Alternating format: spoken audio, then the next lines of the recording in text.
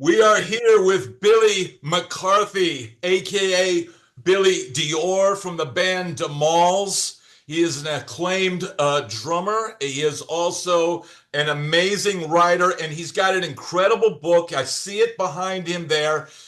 Beat Me Till I'm Yeah. Famous. There it Yeah, I is, brought a right copy there. for you here. Here you go. I brought a copy for you. Yeah, Look, thank you, Brad. I'm going to tell everybody straight out the gate. First of all, I don't want to have any what do you call it when you tell something that happens in the book before they've read the book? What is that called? Spoiler alert. secrets.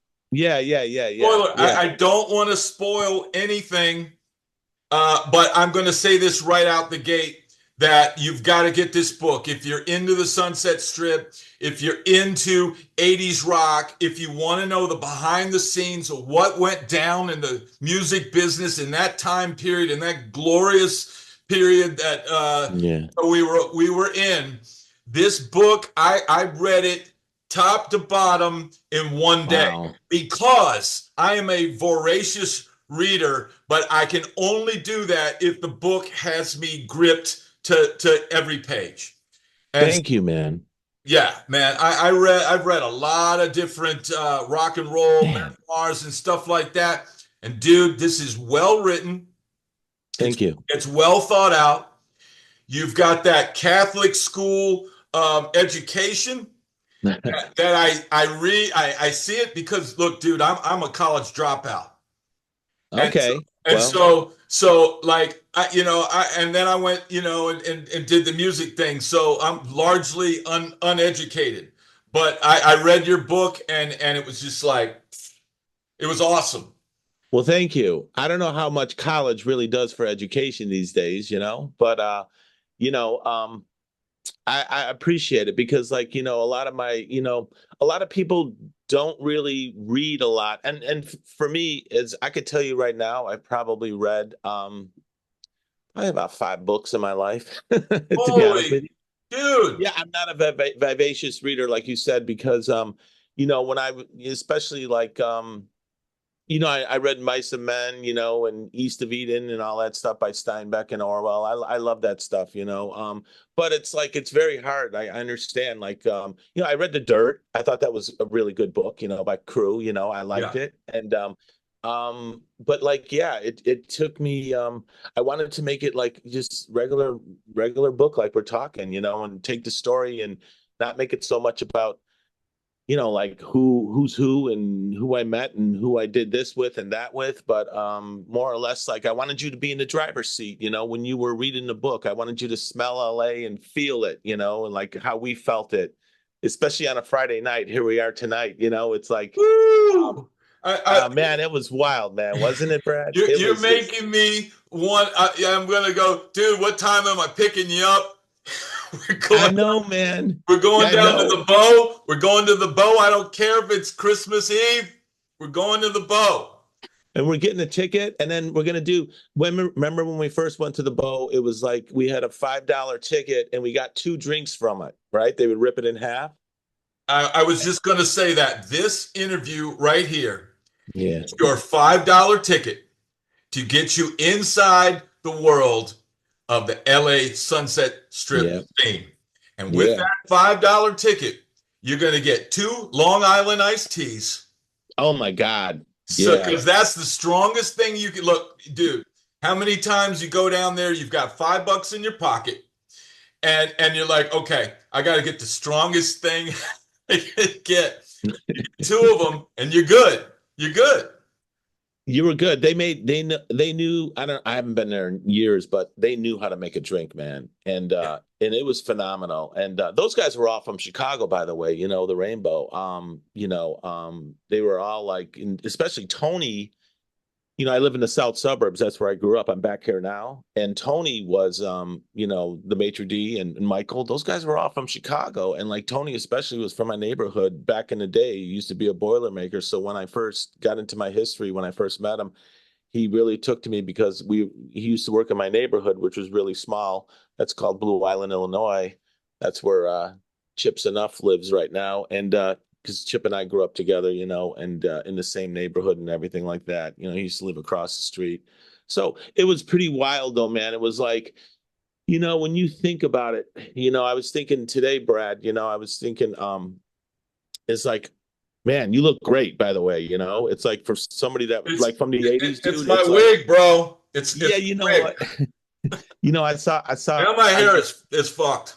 your hair looks great, man. Your hair Thanks, looks bro. really good. I still have on my hair. I just like to wear I like to wear the hat because, Yeah. I just, um, but, uh, um, but no, it was really a special time, man, and, like those guys for off from the hood and Mario was from the neighborhood too, as well. And, it was just such magic, man, back then, and, yeah, it was incredible, man. That's What the band you were in Shock, right? I was in a band called Shock that turned into Boy Elroy and turned into something Hmm. else, and then it all blew up. I And remember Boy Elroy.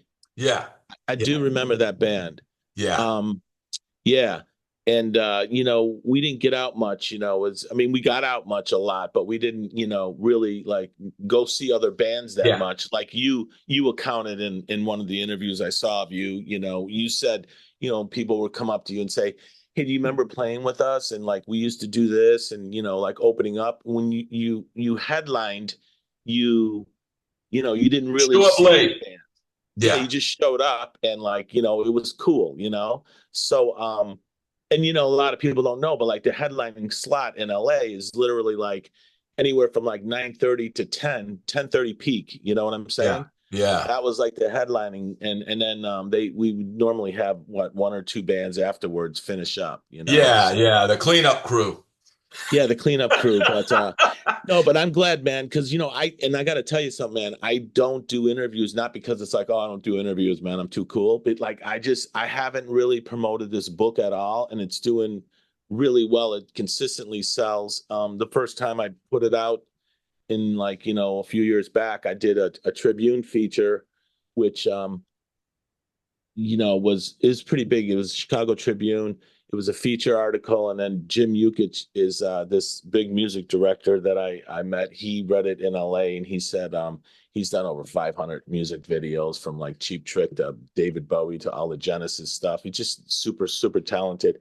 He's a director on my Ferocious Drummers. We'll get to that later, the film on drummers. But he said, man, I read a lot of memoirs too, man. He goes, and I lived in LA for like 35 years. I'm still here, and I love your book, man. So that's how him and I kind of got together. Wow.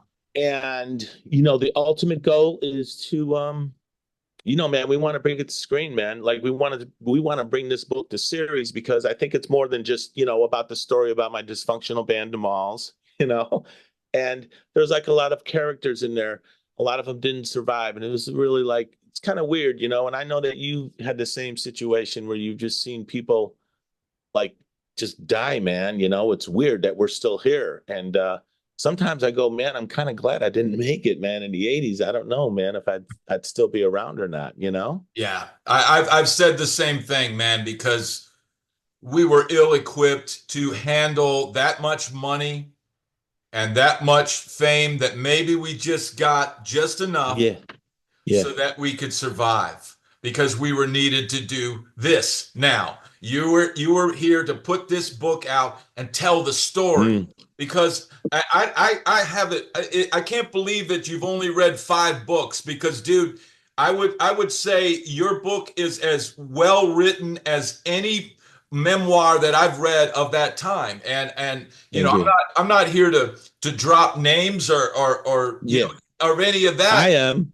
I am. I'm Well, just kidding. I'm just going to say that I'm just your kidding. book, you have the whole gamut of just about every Yeah. known rock star in that era that you had interaction with. And the cool thing was your book starts now. First, I want to touch on Chicago because I was blown away when I saw, like, okay, you came from Chicago, and then I Mhm. saw the ads of like all the bands that were playing there, and I was just blown away at one.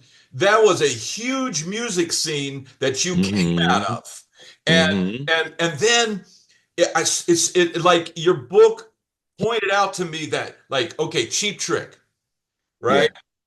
they had a gimmick. They had their perfect, like they came up with the whole concept, and it was like the perfect package, the two geeks and the two pretty, Yeah, right? But yeah. and then I see like it seemed like Chicago guys knew how to put together a package. You guys had a way more advantage than just me, my redneck ass driving a pickup truck out there, and I'm ready to rock. I wasn't even thinking about this huge like spectacle. I'm just, where's the stage? But you guys, it seemed like the bands out of there. It's just incredible. A lot of incredible bands, man. We had a lot of incredible bands. We had bands called like, I don't know, like takeoffs of Cheap Trick. It was called Pez Band off Broadway. Chicago was in my neighborhood. Hartsfield, a great band that should have been the Eagles, was in the neighborhood. And of course, the Pumpkins and everybody, but they were more of a downtown kind of a band, but we had a lot of super talent on the Sticks. They were from my neighborhood, man. They used to Yeah. play this little roller rink by my neighborhood in Calumet Park, before it became famous. Wow. So, and then another band called M&R Rush, was just a local band. A lot of people say, "Oh, those are my heroes. My favorite drummers like John Bonham or Bunny Carlos." But it's like it's the local guys that I think you really look up to. When you're 17, I started very late, man. I started at 17 years old. When I started playing drums. By the time I was like 20 years old, I was in a super hot band that was playing the city, and it was originals. And because I ditched my cover band, which was another story. They were really heartbroken. They're like, "What are you doing, man? We got a band." I'm like, I gotta go, man. I gotta Yeah. move, and Yeah. move up the ladder a little bit. So it was a really good education. But going back to like this, I remember like when I was 17, I was so nervous. As I said in the book, I didn't call this band up. They were called M&R Rush. They were a local band. And we were so excited to watch them after we got done opening up for them at some auditorium with like 500 people there, 500 kids our age. And we went and sat down in the front row. We were so excited. And then all of a sudden, these chicks started coming up and dudes going, "Hey, can we have your autograph?" And I'm like, "Come on, man. We're here to see M&R Rush, man. We're Wow. not stars." Yeah. But then I think a light went off and I said, "Oh, I think this is what I want to do." Because if these guys think that we were that good, maybe I can make a living out of this. Yeah. Yeah. And but no, Chicago had it going on. I mean, every band was out there literally 5, 7 days a week. You would go on a Monday, a Tuesday night, a Wednesday night, a Thursday. It was like insane. It was in the 70s. It was the late 70s.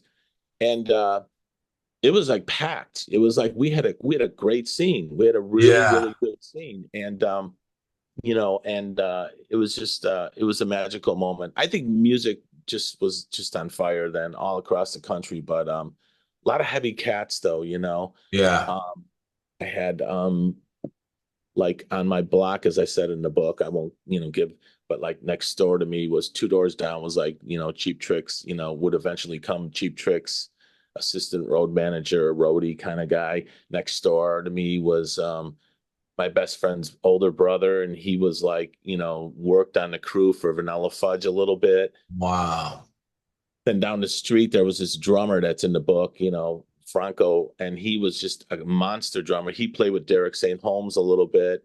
And then across the street from me lived Chip Z'Nuff, who Yeah. was, we were on the same baseball team and stuff since we were 12.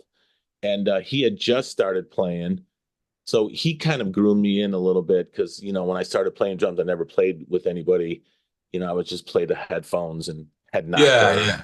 That was the first song. So, and then this guy lived next door to him. His name was Keith Kenson. This guy was like Paul McCartney. He scholared us. He used to teach me like Hall and Oates and Cliff Richards. He'd Yeah. say, Yeah. "Listen to this." He was dating my sister, and he was every bit as good as Paul McCartney. He was our mentor in the neighborhood. So I was surrounded by some really good people, and I kind of found a way to kind of get in and niche in a little bit. So, when I was 21, when I turned 20, then I joined that original pop band, Kevin Lee and Heartbeat, great band, and the rest was history. Then I split for LA when I was 21. I just got a call. And that Because was that was around like 81 or so, right? yeah, 81 going into 82, and then that's when we ended up in, on the Strip and at 1140 North Clark with Motley Crue, So, Dude, so that's why this book, you have to buy this book. I'm telling you, because like I got out there around 86, right? okay, It was already starting to, it's on the back end, yeah, I right? was on kind of on fire. No, it was kind of It like was still just taking off. going, but You had LA Guns, right? but you get out there and you screw around for 2 years. Yeah, yeah, Pretty soon it's yeah, 88 and the clock's ticking. But you capture that time period that everybody wants to yeah, know, the beginning of the 80s, 1981. And you're in yeah. that Pretty apartment. wild. You're in that apartment with your band. There's women of ill repute, across the hall. There's Yeah, Motley Crue, living, I guess, was it downstairs or upstairs? downstairs. They lived in a lot of people get that wrong because first of all, they go to the building. It's 1140. It's not the building before. The building before, I think they put it in The Dirt, the movie. It's Okay. just a white building. In fact, I caught Johnny Monaco about a couple of weeks ago. He was standing out there going, "Well, this is where Motley Crue." And I said, "No, it's a building up. It's 1140. It's not that building." Wow. So they were living. Tommy, Mick, not Mick. Mick was never around. Mick was living Yeah. with his girlfriend or something. It was Vince, it was Tommy, and it was Nikki. And they lived in a corner right when you came up. They lived in a corner on the bottom floor, and then we lived on the second floor. And if you see pictures of 1140 North Clark, you'll see a balcony in the middle. The one in the middle is the one that Kid Rocker was in, and we used to jump off the pool from there into the Ah, pool. And then, wow. Tommy would do some dives once in a while, and do that, like, because we had some neighbors next door that were from New Jersey. Um, you know, we met Nikki when we filled out the application. And I'm not going to go into it in a book, Yeah, but it was yeah, pretty funny, and and then but like he was a real pop star. He loved the yeah, Raspberries, yeah. and not Sweet. many people know that. Yeah. And he really liked our band a lot, Kid Rocker. So he would come over with Lita Ford, and they were dating at the time, and we had a landline, so because our singer had some money because of his parents. Yeah.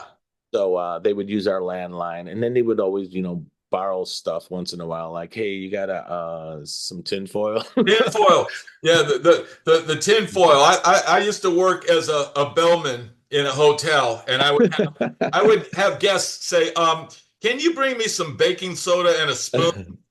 And I'm like, yes, sir, I'll be right up. But So yeah, but it's weird, man, because like Lita was really cool, like she wore jeans and shit, and Nikki he was very together, man. He wasn't strung out or anything. He yeah. had his little like daily that he would carry, Wow. going to do some business, going down to the Whiskey, gonna book my band, 3 nights at the Whiskey. Give me your tape.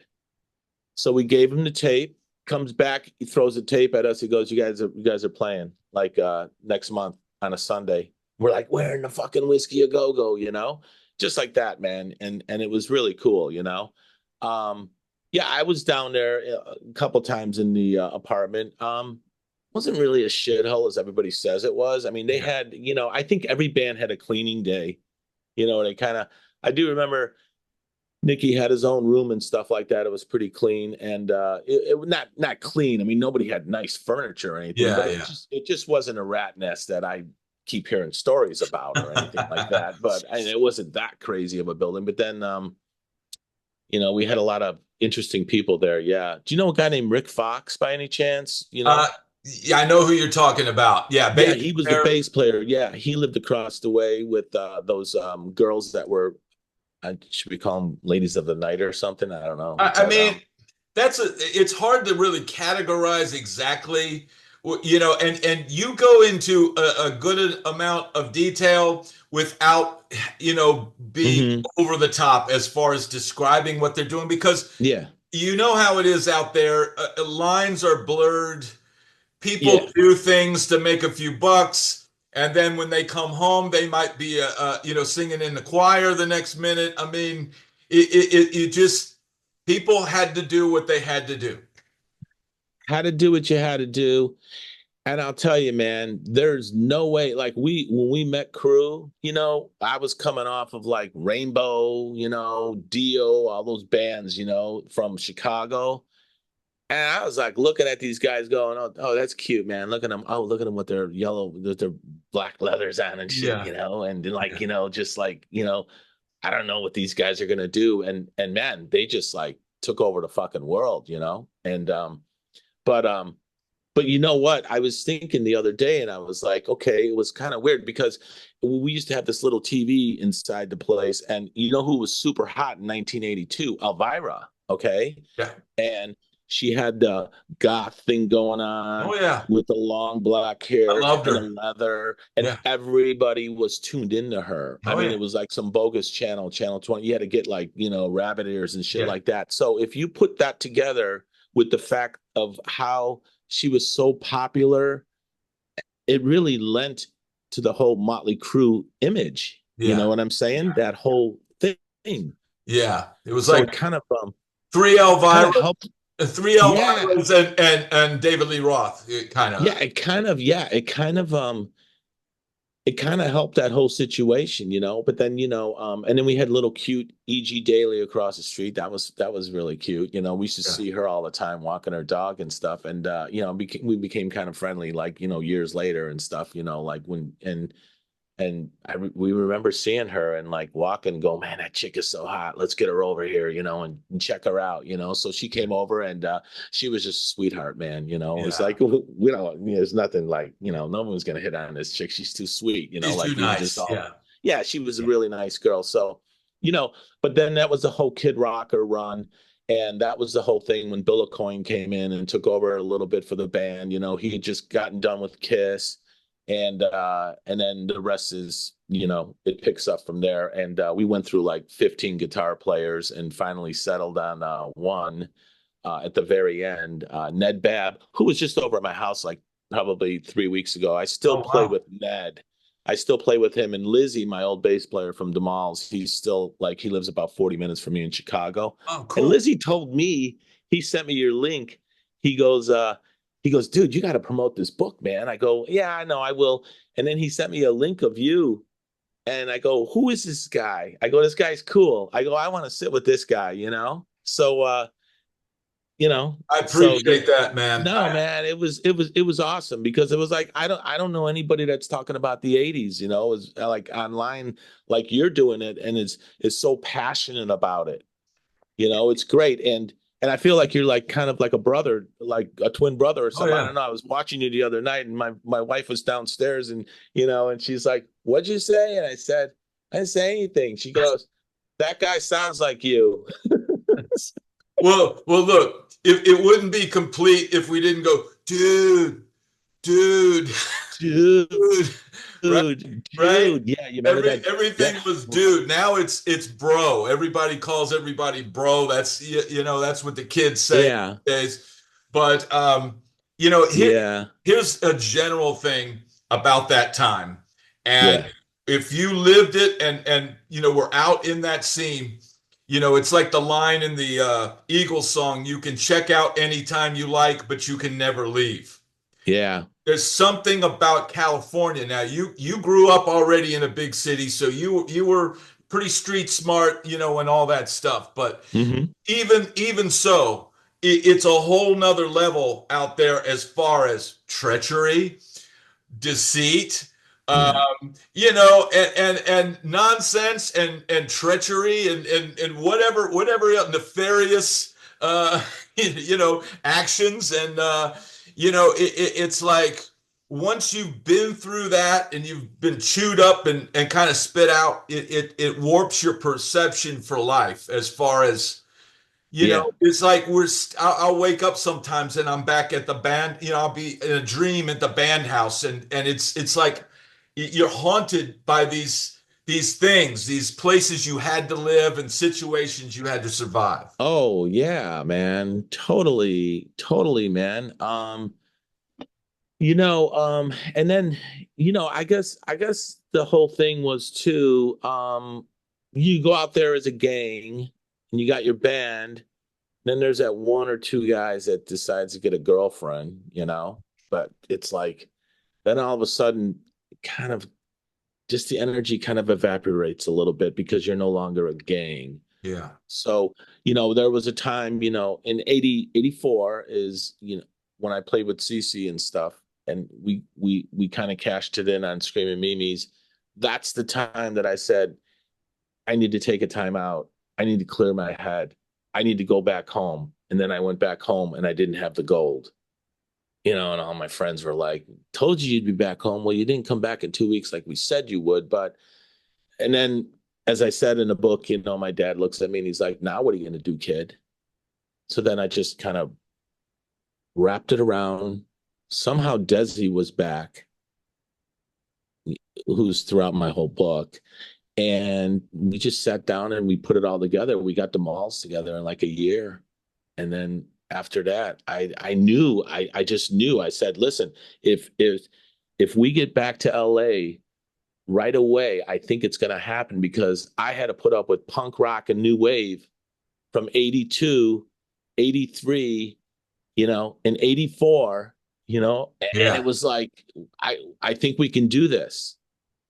So then when we put it together and we took a deep breath and everything and went back out there, it was like, basically shit just happened right away. So I'm not going to give away. I'm not going to give away. No, I know. But yeah, you guys, now this is something that was ingenious, because you went out there and you did your stint and you got your feelers wet and kind of saw what was going on, and you had enough time to come back, regroup, pick your crew, and you had a concept.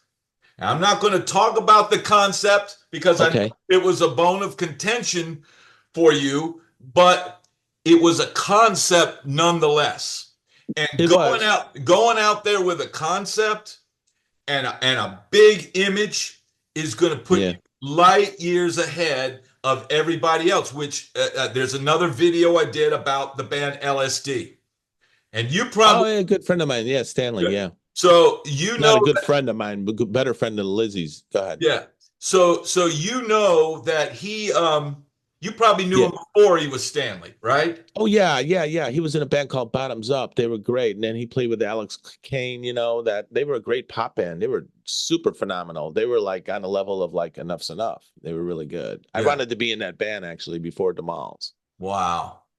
When I saw him in Chicago. But yeah. It's like you guys understood show business. You really had a concept of it, and that's why the Chicago bands were just really, if you look at it, all the Chicago bands that went out there, or Chips Enuff and Enuff and all that. I mean, you guys, it's like you had the blueprint, and man, if I could transport myself now, I would use that information and go, all right, guys, here's our gimmick. You're going to be this guy. Everybody's going to have the name, all of that. But you guys were on top of that. And man, it's really, look, the whole story, and people can argue about what is success and all this. But as far as I'm concerned, in my opinion, you guys were a friggin' success, because you did grab the brass ring. You saw inside the Magic Kingdom. You pulled back the curtain and saw the Wizard of Oz. And man, that's more than most. I mean, dude, 99.9% of the bands on the Strip never made it that far. They could have headlined some shows. And there were a lot of bands that headlined shows. But the deal never materialized. You got to get the deal. The deal's the gold, right? It is. The deal is kind of like the getting your degree. Like that was the whole thing. We got to get a record deal. But when you get that record deal, though, it's not about, well, now I'm a rock star, man, and I'm going to be on a magazine. I'm never going to talk to anybody anymore. It was just more about, okay, now we don't necessarily have to work, and to survive, because we're on a little bit of a per diem. But as you read, we were on a little bit too much of a per diem within our circle, because, I mean, we did a lot of screwing off, and it's unfortunate, because we just didn't have that one direction from somebody that was in managerial duties. You know, like my manager was the greatest guy in the world, and I loved him. He was like the most loyal guy that I've ever met in the whole music industry. And his name was Jerry Tolman, and he passed away like about, I don't know, it must have been over at least a dozen years ago, tragically. But he managed Crosby, Stills, and Nash, you know, like especially Stephen Stills. He managed him for years. So he had this wild group of guys like us. And he would just sit back and watch all this shit unload between us. You know, it was, we needed to have more of a team kind of a chemistry. You know, you need to have a solid team. Everybody needs to be on the same freaking path. Like when I played with CC, him and I were in the band, and we had Tracy from my first band, you know, Kid Rocker. We just couldn't find a singer that wanted to stay with us and take it all away. Now, at the same time, you know, you got Herman Rarebell from the Scorpions coming in our rehearsal saying, you guys are going to be huge, man, if you could just find that singer. And we never could find that singer. And that's when I threw in the towel after that in 84. And then I went back to Chicago and I said, it's time to regroup because, you know, that's just what you had to do. And then, you know, the rest is history. But it was such a different time. And then when we got back, actually the pay to play started, right? Because it wasn't in effect in 83 and 84. We actually made money because we played like the Troubadour, and we'd have tickets. And if we made $300, that would go a long way for 2 weeks. Oh yeah. Of eating and surviving. And you know, the one thing that's interesting too, and that went on for about a year. I don't know if you know this or not, because I know that you talked about Gazzarri's. Everybody talks about Gazzarri's and they had some kind of a little feud going on where if you played Gazzarri's, you were not allowed to play the Troubadour or the Roxy. Yeah, it wasn't really the hippest place to be playing. It wasn't. It kind of had a stigma. Now I think back and go, oh, that was awesome. I'm glad I played Gazzarri's, but I would have much preferred playing the Roxy. But you kind of had to go, well, you know, the Roxy's got this, you know, on this night, so they want to put you in at Gazzarri's to be competition with these other guys. So, you know, you bounced around and you played. You played the Roxy a lot, I played the Roxy was my first gig out there. My God. Headlining. Yeah. Oh my God, that's incredible. Wasn't that the most incredible place in the world? Dude. Yeah. You know, the real kicker was I had this beautiful Colombian girlfriend, right? Okay. And I was completely smitten. I wasn't playing music. And then one day she just goes, you don't make enough money. I don't, you know, and kind of kicks me to the curb. And I'm like, yeah, I'll see you. And literally 2 weeks later, I'm on the cover of the local rock mag. I'm playing with this band at the Roxy, and of course the girl calls back then, but it's too late. It's too late, man. I'm off. Now I'm off, and you know it's like, but that's you need that, you know, kick in the pants because you get out there and you're just distracted, dude. It's like you said, you trying to keep a team together. It's next to impossible because there's always somebody pulling on somebody, you know, doing and treachery and band members you can't count on, and then guys that are, you know, getting too deep in their cups. You know, as I used to say, is getting a little deep in the cups, which I would be deep in the cups as well, but I would show up for rehearsal, you know. Well, you know, the other thing too is you couldn't play. It's not like I mean, once you got done playing in Hollywood, you couldn't play for like another 6 weeks. Yeah. You couldn't play every other week like we did in Chicago. We had so many clubs, you know, you just jump around. But you could go down to the Marquee and play like those kind of places. And then there was a few, the Waters Club. You ever go to that place? Oh yeah, we played the Waters Club a lot. Yeah, we played the Waters Club. Yeah, probably like a good 3 or 4 times. Yeah, that was so that would kind of sort of fill out the calendar, but it was not the kind of steady work, you know, that like you said in Chicago, you'd be playing 4 or 5 nights a week. Yeah, and it was also kind of weird because I don't know how you feel, but like, you know, where did you grow up? Like I grew up in a small town with 10,000 people. What's the state like? What state? Virginia, and Oh, Virginia. Yeah, it's yeah. it's terrible. Yeah, but how are the musicians around there? There were some amazing musicians, but they're musos. So they're not, there weren't bands. There weren't like Yeah, bands that like Chicago where they figured out the formula and stuff. We were yeah, all just guys like one week you're learning, Coltrane, and the next week you're playing, some funk song, and then you're trying to learn the latest Van Halen riff, or there's like Victor Wooten. If you ever heard of Victor Wooten, he's one of those guys that was voted best bass player in the world like okay, so many times in Bass Player magazine that they just sort of eliminated him from the competition.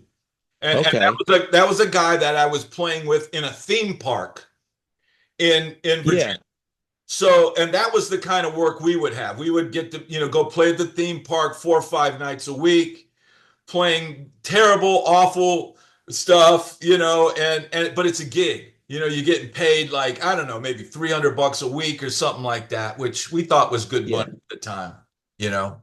Well, yeah, because like I had a like I don't know how you feel about it, but like when you were in LA, it was kind of like getting together and jamming with like just like jam nights and stuff. It was kind of weird. Like I didn't feel like any like yeah, there wasn't any ringers like let's put this together. You know what I'm saying? Yeah. From back like It wasn't that how we good did as in our far as doing neighborhood. that. Yeah, Yeah. everybody like you got like these three guys over here are still want to play like Running with the Devil and shit, and Yeah. it's like I love Van Halen, Yeah. but it's like I mean, come on, we were just like let's play some funk or let's play some whatever, Yeah. but there wasn't much jamming No, going on in no. LA.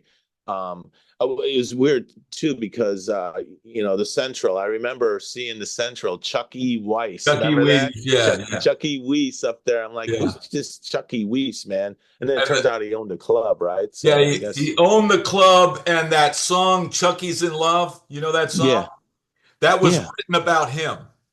it was. Yeah, Ricky Lee Jones wrote that about him. Wow, Yeah, it's just wow. one of those weird facts Yeah, that you remember you know, Cafe LA? Yeah, oh remember yeah, Cafe LA? yeah. Yeah, And that was what was the other place? Baked Potato, of course, was all the Steve yeah, Lukather and all those kind of guys would play there, and they would yeah, play crazy loud in a room that was like 30 people could sit in there. They'd just be in there just blasting, but yeah, yeah. different. Did you ever meet Hal Blaine? I did not. I did Okay, not. because he used to go there with Don Randy. I think Don Randy owned the club, right? The Yeah. Baked Potato. Yeah, yeah, and yeah, him and Hal, they were old timers and stuff like Oh that. But yeah. yeah, just the real, back in the day. But it's like just so many people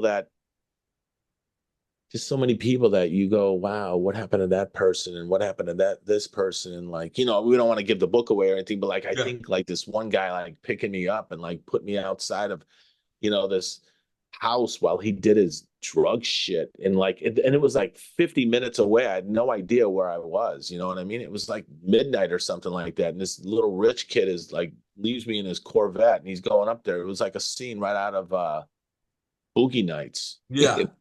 Yeah. Where You I would just get think of it. all the danger that I was in that we didn't know we were in. Does that make sense?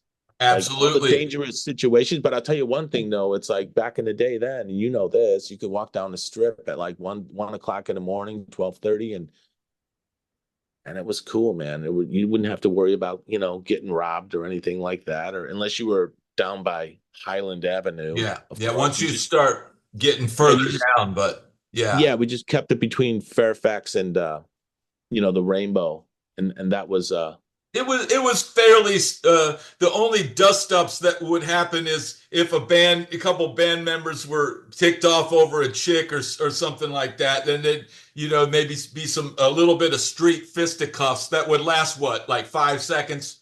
One guy would throw a punch, maybe land yeah, it, and then people would break them up and they'd be pointing fingers. That's how fights were back then. It wasn't this MMA, take people to the ground and pound and all this kind of stuff. Yeah, I never got in a fight at the Rainbow, which is something I'm proud of. I never got in a fist fight at all in the Rainbow. I went there religiously for like, I don't know, 12 years or something like that. So it was cool. I've seen a lot of shit go down though. I mean, you read it in the book, right Yeah. there. You're like, this guy's getting plummeted, by Yeah. the guys in the Rainbow. And then of course, you'd hear stories about Billy Idol knocking down the, door and getting banned and, Or Bonham. Bonham supposedly, when he yeah, was in beast mode, they called him yeah. the Beast, and supposedly some girl like glanced over at him and he was just whacked out of his gourd and he just walked up to her and just punched her in the face. Yeah, you know who that was? I think I mentioned that in the book. You know who that was? That was I think her name was, I don't know if it was Dee Dee or not. Yeah, that might be right. Who's the girl? Who's the guy? Michael Damian was a big actor, and it was Yeah. his sister book, The Whiskey a Go Go. And I guess she was the one that he just like got up and clocked. I could be wrong, but that's what I Yeah. heard at the time. And she ended up dying of cancer, like, I don't know, 5 years later or something. It was really sad. But yeah, he used to go in there and he would just line them up, man, just, shots and stuff Yeah. like that. And yeah, it was a really, really, really kind of strange thing. But I think I wanted to debunk all that stuff though about like when I wrote the book about being a musician and being on stage, and you get high and you do all that shit afterwards and You do it before, but when you're after. on stage you can't be blasted out of your minds, which is No. why that whole thing that Guns N' Roses ran with, man, that was just like mostly PR, like I don't think Axl would have tolerated anybody really screwed up that much. Yeah. But he was running around when I was with Kid Rocker, and I always think like, man, I wish I would have met that guy at a bar. Yeah. Yeah. you know You could have been I the mean, drummer. You could have been the drummer in Guns N' Roses. well, yeah, I mean, I watched everybody just, kind of become superstars. And then after a while, you're going, what the fuck is going on here? Why is Yeah. everybody becoming, superstars, right? Yeah. Yeah. And But there's so much luck kind of involved and like all the pieces, getting the right producer. And like I said, I'm not gonna, spoil anything, but man, I mean, there's so many pieces of the puzzle that have to come together. And then even if you make the perfect album, the label can completely screw up the promotional process. yeah, it's kind of like a food chain, especially when you're on a label, because you have like these releases that go boom, boom, boom, like all in like, okay, 2 weeks. And then you got like four bands coming out within that month, and then as what happened with us, who did that when you read the book, but it was like we got bumped, and it was like, well, we're doing great with these guys, why do we need to focus on these guys? But we had the wrong single. That's one thing we had the wrong single for our band because it didn't have anything to do with our band, and I wrote the freaking song, Yeah. so I Yeah. was kind of like, no, it just didn't represent our band at all. Had we gone with any other song, and had we produced an album that actually was worthy of what we sounded like live, I think it would have been a whole different ball game. Our album was so flat and dry, the first album. It was Yeah. just the only album I really am proud of is Warped, our last one. And that was really basically what represented what the sound of our band, because we kind of brought it live. I'm no quibs about that. We kind of brought it live when we played. Yeah. We didn't have any problems, bringing it. But it's just a shame because had we not, I guess everything was over pretty much in '91 anyway, because grunge came in. But had we stayed together, it might have been a whole other ball game, because we went a lot deeper than we did on our first two albums. We went a lot more organic, and we had some really good stuff in our repertoire coming up, but we never Yeah. got to it because it seemed like 15 years we were together, and it was only Yeah. 5. You know, And we and and you guys kind of, the image was toned down, but the sound, it's like you guys had your sound on that and the Warped record, and I won't again tell the trials and Mhm, tribulations getting to that point. But mhm. you've got the record, and like you said, but you guys had been together, and and really, in my opinion, when I'm reading it, I'm here seeing the timeline, and I'm going, Yeah. and that I know how the first record could have been fixed very simply. You would have just picked the two or three best tunes and gone in with the bad, whoever the badass is, pay his friggin' price, and that way you've got one, two, three, boom, and that gets you to the next album. But because the label's like not wanting to, cough up any more money, and all this all the nonsense that you have to Yeah. deal with, it's like, I'm literally reading this book and I'm going, no, no, no, put the album out now. No, put this out now, and Oh, it's get it out, hilarious. Yeah. It because was it's like you're reading, and you're seeing that, no, the train's about to crash, bro. The train's, we and, should have never even had an album, man. They should have fired us right away. We were like just this big headache together. There was no reason whatsoever that DeMalls released two albums on Atlantic Records. There was no reason whatsoever. I mean, the bullshit we put that label through, at the time, because you're so young and you're so like, well, yeah, we could just jump ship and go to Chrysalis or do something and do that and do that. But you look at a band like what's that band called? Jet Boy? yeah, Remember Jet Boy? yep. That was one of the first bands that I met when I came to LA, and those guys were on fire. And then, wow, that was a shock, man. They got dropped like before their album came out, Wow. and they were supposed to be like before Guns N' Roses, like they were going to be like the big thing that hit and open up the whole glam rock thing. So that was kind of weird.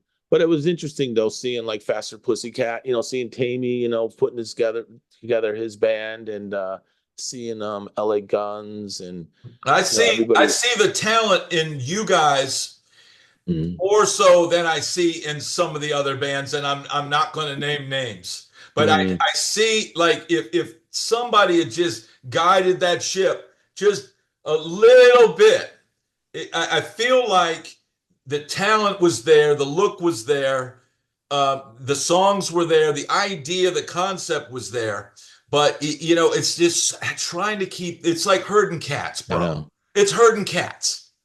How do you herd Oh, so cats? yeah, yeah. I'll give you one example of like Rock and Roll Rally Baby. If that was the song. I mean, you know, I I mean, I don't know. I can't say anything though because there's a lot of people out there that are like they love the first album and they can't stand Warped. It's the other way around. So Wow. you really don't know. Yeah, yeah, But I know, I knew that we had some because we had an R&B kind of overtone to us, which yeah. where everybody else was playing straight. It's bluesy. It had some blues. Yeah, we had a little bluesy shit going on, which was kind of really nailed in the whole sound of the band. I really wasn't a big blues guy, I got to be honest with you. I mean, I appreciate the But I blues, but mean, just the kind of the vocal melodies and the rasp kind of. I wouldn't. yeah, it was It's not it was like and you're then playing 12-bar blues, but yeah, and then it was the got some riffs. soul. It's got Yeah, soul. it was the riffs too. It was like a lot of those, the just the different riffs. When I watch like Greta Van, what's that name? Sweet. What's that band? Yeah, Greta Van Fleet. Like I hear a lot of that Demal's kind of not that they're taking it from us. I just hear it. Like I hear that a lot of twisting inside the guitar, the kind of grooving, like Yeah, playing behind the beat, keep it behind the yeah. beat, and just a hair behind the beat. And that was fun, but we really weren't a songwriter kind of. I mean, thank you, but I don't think we were more of a songwriting kind of a band like a Warrant was, and like a Cheap Trick. I think we were more of a package kind of a situation where it only fit with the four of us, and that was it. Yeah. Without the four of us, it really didn't click. It really didn't vibe. So I think that it was more of a package between the whole energy of the band and then the whole concept and other things. But it's funny though. Well, I can't give away the story, but like you said, with the garb and everything like that, that was a gimmick for sure. Um, but a lot of people told us before we left town, they're like, don't do that, man. You guys should be just stripped down, man. That was it. And we kind of like, it was a good concept, but we thought, oh, we could be bigger than poor George if we pull this off. Well, But you know, it's an incredible story. It's an incredible thank you. book, and it's very well written, man. Thank you. It reads like somebody that knows what they're doing writing wise. And the quote at the beginning with the Hunter Thompson quote, that I've always read that and it goes that sums up the entire music It business. really, it really does. And to everybody out there thinking about writing a book, it's, basically telling a joke. Guy walks in the bar, turning point, and then payoff at the end. I was fortunate. I had a really good people from my first book, The Devil of Shakespeare. That was a novel. So I had a lot of people from that first debut book back in 2004 that came to my rescue on Beat Me Till I'm Famous. But I'll tell you what, I had the best editor in books, Michael Wilde. He's a killer editor. Now, what the editor does is says, I don't like this line here. You sound kind of like, get rid of this, you said this 20 pages ago. That's where you got to do that. And then my cover design guy is the best in the business, John Reinhardt.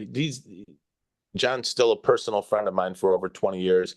And I can't thank him enough because I put this book on the burner. I wrote it in 2007, dropped it for the Ferocious Drummers film.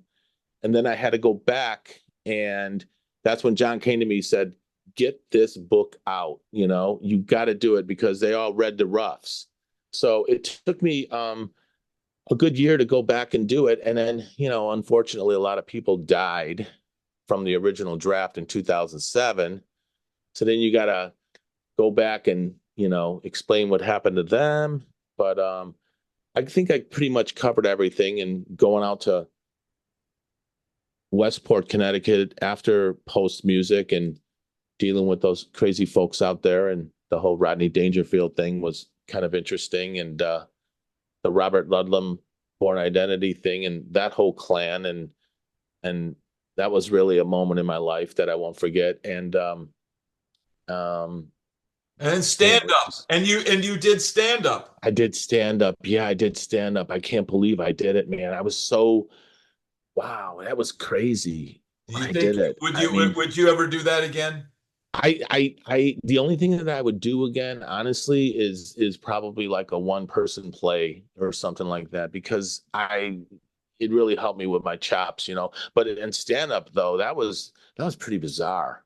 I mean, yeah, that was a different world because I was with bandmates my whole life, and if I didn't eat that day or we had a hard time or something, I always turned to my brothers and they were always there. But when you're in stand up, you're all by yourself. Yeah. And I did really well at it though. I was really, I had a shtick, the musician that never works, woke up this morning. My girlfriend looks at me, she says, why don't you get a job? I'm like, me get a job? Then who's going to drive you to work? Yeah. And it was like one of those things. And, the rocker that, almost made it and, is now, kind of just living off the land. And it wasn't bad, but it was just like kind of a lonely world, man. It was like everybody was depressing. I couldn't relate to the comedians. They were just like, they were too like, kind of dark. And that wasn't my whole vibe. And so I threw the towel in on that. And that's when I decided that's it, man. I'm going back to Chicago. I got to go back and take care of my mom. And I'm going to write The Devil of Shakespeare. And oh man, this is going to be so easy because I know I sold 350,000 books in Demal, so this is going to be a joke. I mean, I could sell 2,000 books, and then it was just like working at a restaurant, trying to pay bills, writing my manuscript, coming home, rejection after rejection after rejection letter. And I was like, are you serious? I hate the book world, I can't stand these people. So then you start getting really like frustrated. And then I finally hit that gold mark one day and it was like, wow, this is cool. I can do this. Okay, we're going to do this. And then it really honed my chops for the second book because The first book was a trip. I did the whole thing. Like I did the whole like touring and like Javis Center, the book stuff with all these book people and I had no idea who Robert Ludlum was though. Like when I was living, in Westport, Connecticut, he lived next door to Rodney. As we said in the book and stuff. Yeah, So it was weird. It was like those guys were like the odd couple, and they would, yeah.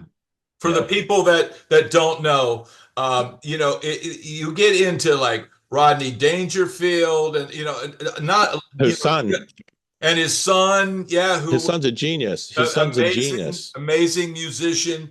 amazing. And dude, here's the thing: when somebody reads your book, they need to be close to their computer or their phone. And like you described, Rodney's wife. So, dude, I had to Google and see. Okay, Oh yeah, I gotta put a face to the name. And it's just, man, it's just such an incredible book and an incredible story.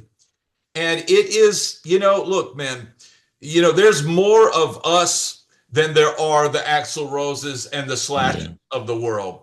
They are guys just like you and me who had a band that played the Strip, or they played their local town, or they were, New York City or Baltimore or any of these right. places.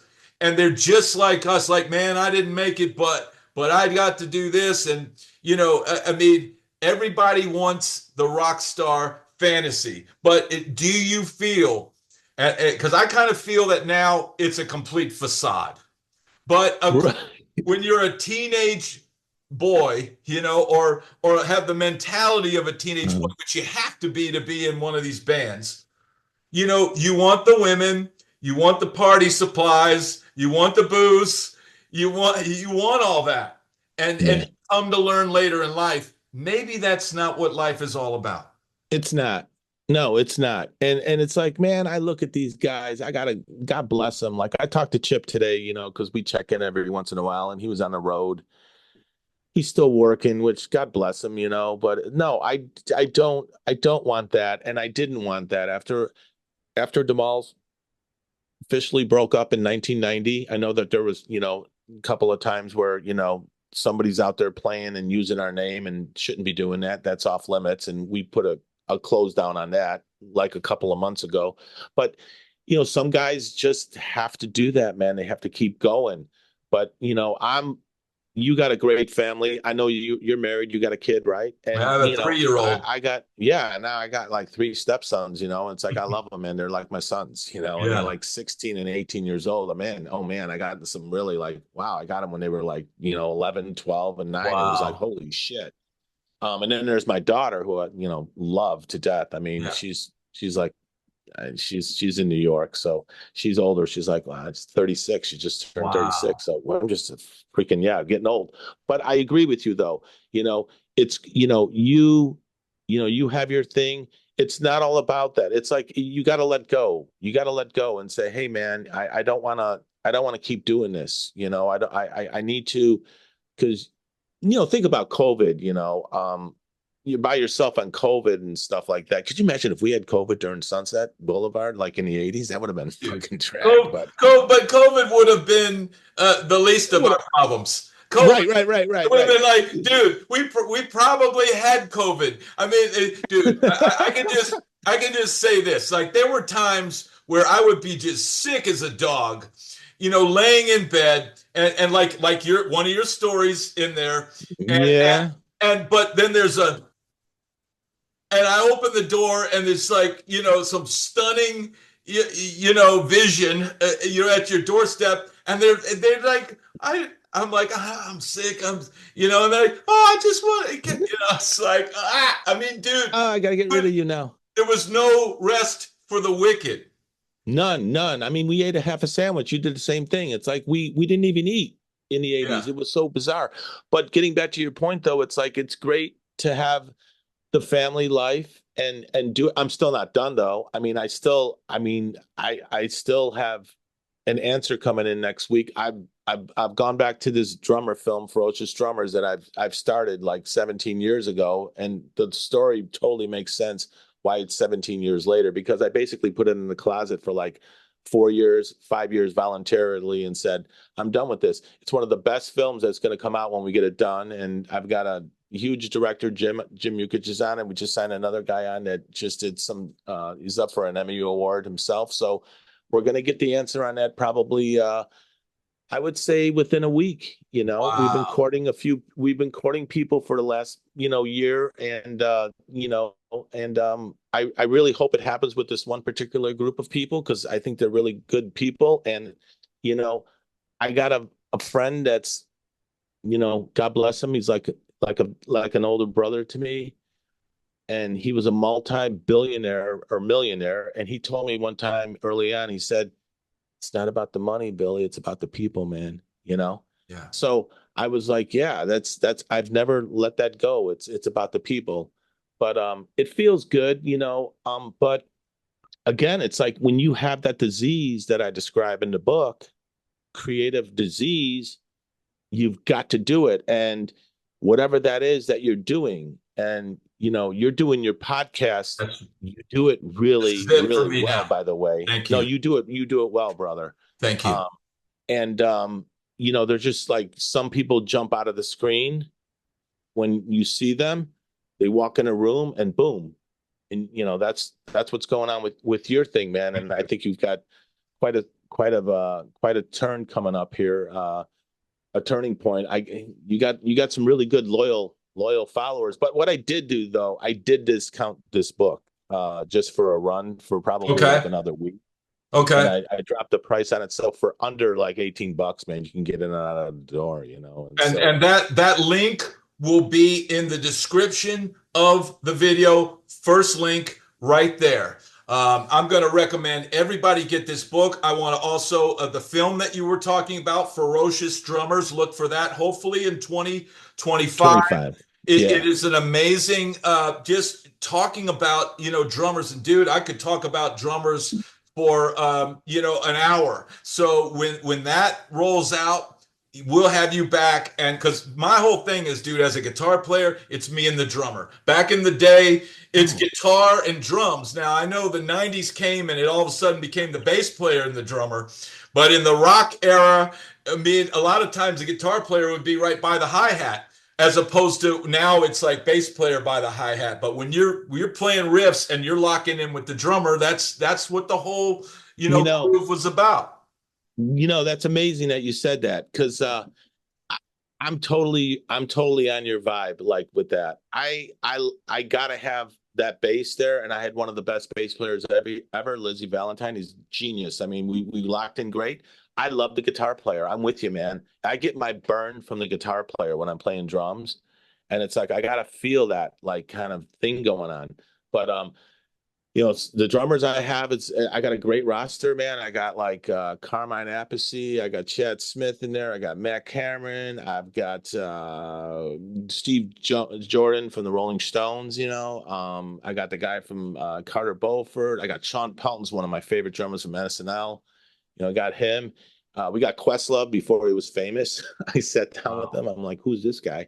And then there's like a whole slew of them. And then all the bass players, of course, like the Tony Franklins and stuff. It's going to be a great movie, it's going to do really well. And it's not going to be some boring film about like, oh, well, this is how you hold your drumsticks and shit like that. Because I'm not into it. I said, I'm not making a film like that. This is about my journey as a drummer, telling the story of the drummer, particularly the guys that got thrown underneath the bus, like Liberty DeVito, and you got the guy from Kiss, Peter